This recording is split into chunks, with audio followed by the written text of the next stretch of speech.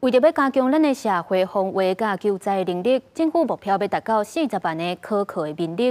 知影到这个，这根本就是咧培养民兵。国民党的立委徐巧芯就提案要修民防法，汰掉民力支援军事勤务等等的内容，落尾是互人退回。另外，民众党的立委林义君是要求部会要来报告可靠民力的议题。传出受到这个收集这资料，唔是政党的监督。不过林义君是反驳讲，这资料唔是机密。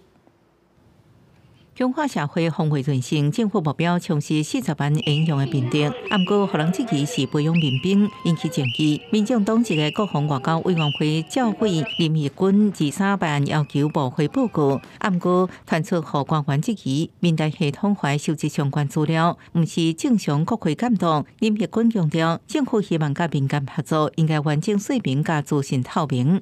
其实这个都不是机密，如果是机密的话，我就会开了机密会议。不是机密，怎么瘫痪呢？做了不正当的运用，做了违法的运用，那当然就是有法律会依法会惩治。专家分析，适度讲出民防资讯，应予部会完整相关规范。不过，国军、后备军队、民防等拢有分层任务。若是人力详细配置这个信息，都无适合过度讲出来。若无敌军可能会趁这机会，就这资讯到达胜出咱的战略部署。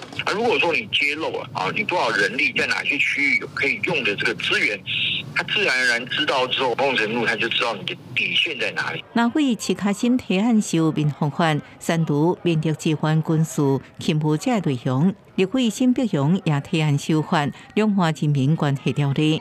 立委去中国爱心部也在立法议会攻防。只有针对军事勤务支援的部分呢，然后我们把它改成是民间救护为主，也符合现在政府所说的40万是民力，不是民兵这样子的一个标准。立法委员其实是一个高风险的族群应该说他们会拥有很多国家的机密，因为毕竟它是执行之所需但现在问题就在于说，我们立委去中国没有任何的限制。民防法和民进党团要求退回定数委员会。加上国民党团无异议，最后退回。立委去中国申报的案件，伫表决内证了后，拿被以尽做优势好决，这是令人提案国安相关修法第14摆被动落来。记者综合报道。